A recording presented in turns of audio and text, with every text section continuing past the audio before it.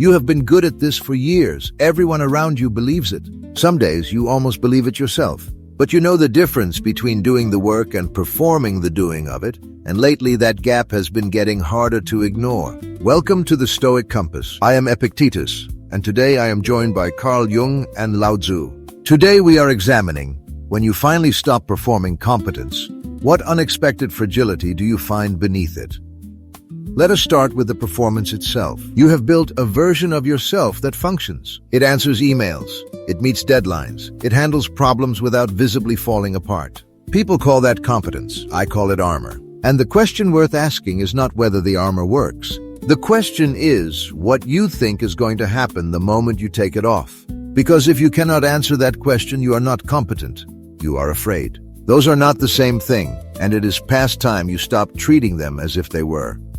I think you are right that the performance is a defense, but I would push further into what it is defending against. In my clinical work, I found again and again that the people who perform competence most convincingly are often those who encountered very early in life the experience of being seen as insufficient. Not dramatically, not always through cruelty. Sometimes through nothing more than a parent's quiet disappointment or a classroom where only the correct answer earned attention. The performance begins as an adaptation, a reasonable one perhaps, but it calcifies. And what lies beneath it is not simply fear, Epictetus. It is something older and more specific, the wound of the child who learned that what they naturally were was not quite enough.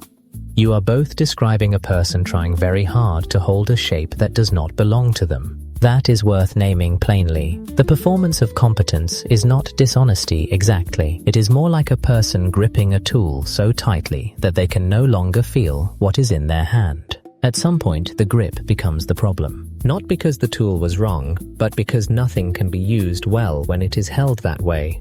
I hear what you are both saying, and I am not dismissing it, but I want to push back on where this leads. Jung, when you trace the wound back to childhood, when you give it an origin and a name, there is a risk. The risk is that the person holds the wound up and says, "This is why I cannot change. I have a wound. My wound is old. My wound has a story." And meanwhile, the performance continues. The years continue. I am not interested in the origin of the cage. I am interested in whether you are going to walk out of it. That is a fair challenge, and I want to meet it directly. I am not suggesting the wound is an excuse. I am suggesting it is a map. If you tell someone who is terrified of the dark to simply stop being afraid, you have not helped them. You have shamed them into better concealment. The performance of competence is often a very sophisticated concealment. Understanding the map does not mean you stay lost inside it. It means you finally know where the walls actually are. That is not weakness. That is the prerequisite for the kind of change you are demanding, Epictetus. And yet the map is not the territory. A person can understand their wound completely and still remain inside it. Understanding has limits. What I notice is that both of you are describing the problem as something to be solved. Epictetus wants to solve it by choosing differently. Jung wants to solve it by seeing it more clearly. But what if the fragility that lies beneath the performance is not a problem at all? What if it is simply what is actually there, and the only issue is that you have been refusing to let it be there? That sounds like permission to remain fragile. I do not grant it. That is not what I said. Remaining fragile and acknowledging fragility are different things. You are confusing acceptance with surrender. I am not suggesting the person do nothing. I am suggesting they stop pretending they are not standing where they are standing. Then we agree on the stopping. We disagree on what comes next. What comes next is the encounter. And I want to be specific about what that encounter looks like, because it is not pleasant and it is not quick. When a person stops performing competence, even briefly, what typically surfaces first is not fragility in the gentle sense. It is shame, acute specific shame. Not the vague feeling of being inadequate, but the sharp recognition of particular moments. The meeting where they bluffed, the relationship where they performed certainty they did not have. The years they spent building credentials as a substitute for the deeper thing they were actually afraid to attempt. Shame is not the enemy, but it must be faced, not managed. I will grant you that shame is real, but you are turning shame into a subject to be studied rather than a signal to be acted on. Shame tells you something is misaligned. Fine, now what? Sit with it for years? Bring it to a therapist for another decade? Or ask the far more useful question, what would you do differently today if you were not performing? That is the question that cuts through everything else. Not what happened to you, not what you feel, what would you actually do differently? The problem with that question is that most people cannot answer it honestly until they have spent some time simply sitting with what is there. You are asking someone to change direction before they have stopped moving. The pause matters, not because pausing is the answer, but because without it, any new action is still performed from the same place the old one was. Lao Tzu is pointing at something I think is clinically important. The person who stops performing competence for the first time does not immediately find clarity. They find disorientation.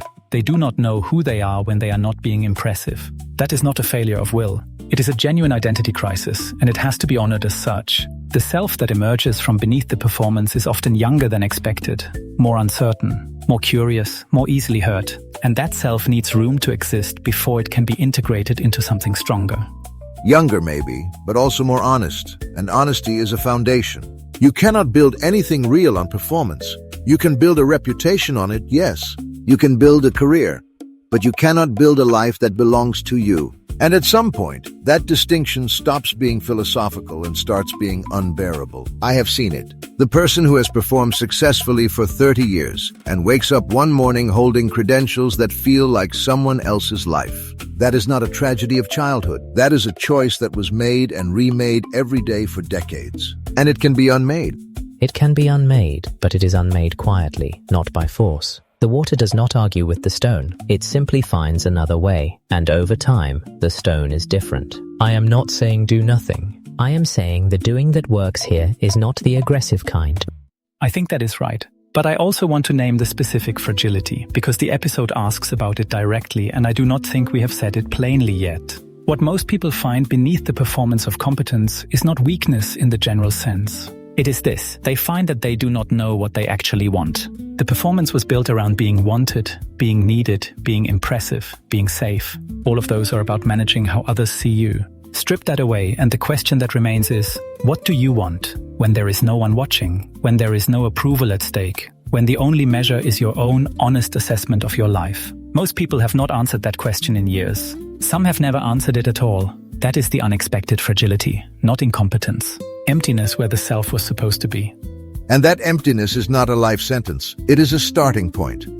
If you can stay with it long enough to let it speak, most people fill it immediately. They pick up a new performance the moment the old one becomes uncomfortable. The same structure, different costume. Yes, and that is exactly the moment that matters. That gap, that uncomfortable space between the old performance and whatever is real, that is where everything is decided. I would add only this. What fills that space, when something genuine finally does, tends to be smaller and quieter than the person expected. The real self is rarely heroic on first encounter. It has interests that seem trivial. It has vulnerabilities it has been ashamed of. It has things it wants to make or say or do that have no obvious audience. Learning to take that self seriously, after years of taking only the impressive version seriously, is its own kind of discipline. A harder one, I would argue, than anything EPICTETUS demands. I would not argue that point. You have heard what each of us sees in this. Now set aside the argument and hear what it means for you specifically, right now, in the life you are actually living. What you find beneath the performance of competence is not what you expected to find. You expected weakness. You expected evidence of all the things you feared were true about yourself. But that is not usually what is there. What is there is something simpler and stranger. A self that was never fully developed because it was never given room to exist.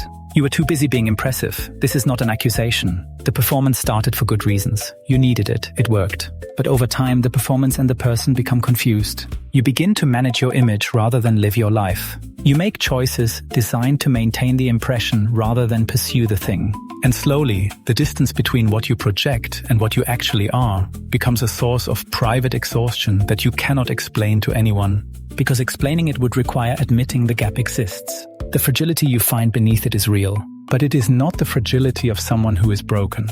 It is the fragility of something young and unprotected that has been kept in the dark for a long time. It needs to be taken seriously, not managed. Today, try this. Find one place in your life where you have been performing rather than participating. One conversation, one role, one relationship. Do not change anything yet. Just notice what you would say or do or want if no one was measuring your performance. Write it down privately. Do not share it. Just let it exist. That is the beginning. The performance was never the problem. The problem is believing you cannot survive without it. You have carried this version of yourself for a long time, and it has cost you things you may not have finished counting yet. The self beneath it is not ruined. It is simply waiting. What you do with that waiting, whether you fill it again quickly or stay in it long enough to find out what is actually there, that is not a philosophical question. That is the question. You have work to do. Begin. If today's conversation has served you, take it further. Pay Attention by C. Trebu, 12 Lessons in the Practice of Seeing Clearly. Available now on Amazon.